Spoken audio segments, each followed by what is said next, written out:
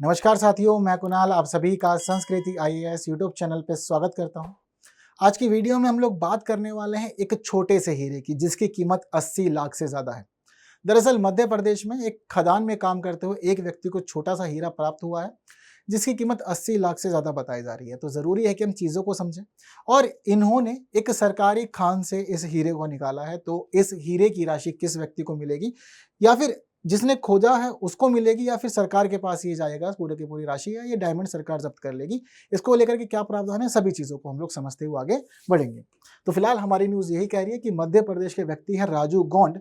इन्हें पन्ना जिले के अंदर लीज पे ली हुई एक खदान से एक हीरा प्राप्त हुआ है। बहुत छोटा सा हीरा है लेकिन अपने आप में काफी ज्यादा महत्वपूर्ण है और काफी महंगा भी है। ये सरकारी नीलामी के अनुसार 19.22 कैरेट का हीरा है ये, और अगर इसकी राशि समझे तो लगभग 80 लाख रुपए रहेगी। इसके इसके लगभग ही इसको बेचा जाएगा।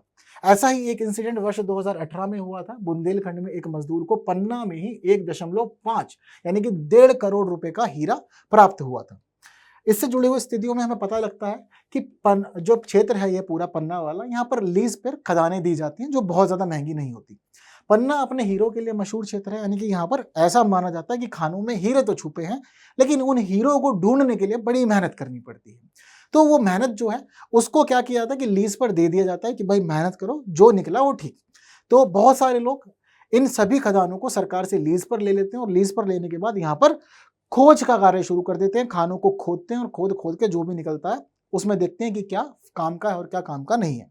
केंद्र सरकार नेशनल मिनरल डेवलपमेंट कॉर्पोरेशन के जरिए पन्ना में एक मैकेनाइज्ड डायमंड माइनिंग प्रोजेक्ट चलाती है जो देखा जाता है। इस समय ये जो कंपनी है नेशनल मिनरल डेवलपमेंट कॉर्पोरेशन, अब ये क्या करती है कि यह पन्ना वाले क्षेत्र में अलग अलग परिवारों को, व्यक्तियों को या सहकारी समूहों को खदानें लीज पर देने का काम करती है। और लीज पर दिए जाने खानों की कीमत बहुत ज्यादा नहीं होती, 200 से 250 रुपए की लीज पर जनरली इन्हें दे दिया जाता है। और ये लोग फिर उसके बाद में इन खानों के अंदर आकर के, खदानों में आकर के खोदते हैं इनको, बहुत सारी मिट्टी निकालते हैं, बाद में छानते हैं, देखते हैं कि क्या क्या उसके अंदर है मिट्टी में और क्या क्या नहीं है। यही सारा काम होता है। तो लोग आते हैं, चीजों को करते हैं इस प्रकार से और बाकी सभी चीजें पूरी होती है। अगर मान लीजिए कभी कोई भी खजाना वगैरह निकलता है, मतलब कोई भी हीरा वगैरह निकलता है, तो उसको फिर सरकारी डायमंड ऑफिस ले जाते हैं। सरकारी डायमंड ऑफिस इन हीरो का मूल्यांकन करता है और मूल्यांकन करने के बाद बताता है कि एस्टिमेटेड क्या प्रॉफिट यहां पर आपको हो सकता है। तो अब इन्हें हीरा कैसे मिला? इनके लिए हीरे की कहानी जो है वह यह बताती है कि लगभग पिछले 10 साल से ये खानों को लीज पर ले रहे थे। खदानों को लीज पर लेते लेते चीजें कर रहे थे, कोई बहुत अधिक फायदा इनको अब तक नहीं हुआ था। लेकिन इनके पिता ने पन्ना में करीब कृष्णा कल्याणपुरी पट्टी गांव में 2 महीने पहले ही एक खदान लीज पर ली थी। आज के समय बारिश का मौसम चल रहा है, तो बारिश के समय क्या होता है कि खेतों में ये लोग काम नहीं कर सकते, तो ये लोग सोचते हैं कि खदानों में काम करेंगे, कुछ ढूंढते हैं, अगर मिल जाए तो। घर पे बैठे बैठे खाली क्या करना है। तो इसी वजह से जो इन्होंने ये 2 महीने पहले ही ये खदान लीज पे ली थी, इसमें ये काम करने गए थे और काम करते करते इन्होंने एक हीरा खोज निकाला है। अब हीरा खोज निकालने के बाद ये सरकारी डायमंड ऑफिस लेके भी पहुंच गए हैं। उसने बता दिया है कि आपका जो ये हीरा है, ये हीरा 19.22 कैरेट का है, जो कि अपने आप में 80 लाख से अधिक रुपए में नीलाम होगा, इसकी पूरी की पूरी संभावना है। लेकिन नीलाम होने के बाद में अब राशि या बाकी चीजें किसके हिस्से में जाएगी? तो देखिए स्थिति यही है कि अगर आपको कुछ मिला है, आपने लीज पे खदान ली थी, मेहनत की, सारे काम किए, हीरा मिला, हीरे को नीलामी के लिए भेजा जाएगा आगे। नीलामी में भेजने के बाद जो भी राशि उससे प्राप्त होगी, उस राशि में से आपके टैक्स और रॉयल्टी वगैरह को काट लिया जाएगा। और टैक्स रॉयल्टी काटने के बाद बची हुई राशि जो है वह परिवार को या व्यक्ति को दे दी जाएगी। जैसे कि राजू पन्ना ने यह भी काम किया है, उनको क्रेडिट दिया जा रहा है, तो बची हुई राशि अंत में राजू गोंड को मिल जाएगी और राजू गोंड को मिलने के बाद वह सभी चीजों को आगे बढ़ा लेंगे। ऐसा भी बताया जा रहा है कि राजू गोंड इस राशि को 19 लोगों में बांटेंगे, क्योंकि अकेले काम नहीं कर रहे थे, मिलजुल करके सभी लोग कार्य कर रहे थे। पर फिर भी 80 लाख की राशि इससे प्राप्त होगी और टैक्स रॉयल्टी कटने के बाद भी अच्छी खासी रकम बचेगी और फिर चीजें इनकी काफी सुधर जाएगी।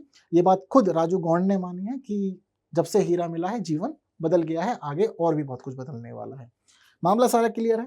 तो आज की इस वीडियो से एक प्रश्न आप लोगों के लिए, पता उम्मीद है मुझे कि आप लोग इसका उत्तर आराम से दे पाएंगे। कह रहे हैं कि केंद्र सरकार पन्ना में मैकेनाइज्ड डायमंड माइनिंग प्रोजेक्ट किसके माध्यम से चलाती है? उत्तर दीजिए। नेशनल मिनरल डेवलपमेंट कॉर्पोरेशन, पन्ना जिला प्रशासन, मध्य प्रदेश खनन विभाग और जिला खनिज समिति। 4 विकल्प हैं, 4 में से एक सही है। तो आप लोग इजीली आंसर दे सकते हैं, हमने चीजों को अच्छे से सुन ही लिया है। तो वीडियो पसंद आई है तो बाकी साथियों तक शेयर कीजिए, और इसके बाद भी तैयारी को जारी रखना है। ये काम नहीं करना है कि आप भी निकल पड़े फावड़ा लेकर के, अब की बार खदान ही खोद के निकलेंगे और हीरा खोज के ही मानेंगे, इस तरफ नहीं आना है।